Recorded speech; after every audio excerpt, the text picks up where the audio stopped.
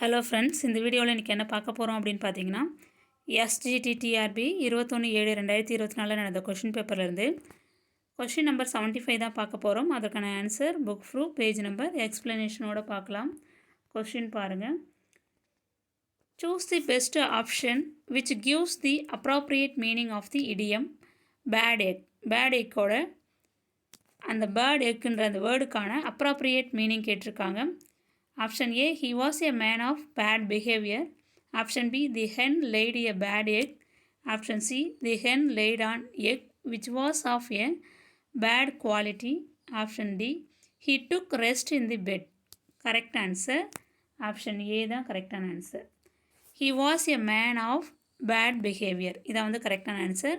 இதுக்கான book proof எதில் இருக்குதுன்னு பார்க்கலாம். எந்த புக்கில் இந்த கொஸ்டின் இருக்குது அப்படின்னு பார்த்தீங்கன்னா, 8th ஸ்டாண்டர்ட் புக்கில் பேஜ் நம்பர் 98 இருக்கும் பாருங்கள். இதை கொடுத்துருக்காங்க பாருங்கள். இடியம்ஸ், ஃபுட் இடியம்ஸ் கொடுத்துருக்காங்க பாருங்கள். பேட் எக்குன்னு கொடுத்துருக்காங்க. பேட் எக்னா என்ன அப்படின்னா, ஏ டிஸ்ஹானஸ்ட் ஆர் இல் பிஹேவ்டு பர்சன். இப்போ இல் பிஹேவ்டு அப்படின்னா பேட் பிஹேவ் தான் அது. ஓகேங்களா, பேட் பிஹேவியர் தான் அது. இல் பிஹேவ்னா பேட் பிஹேவ் தான் அது.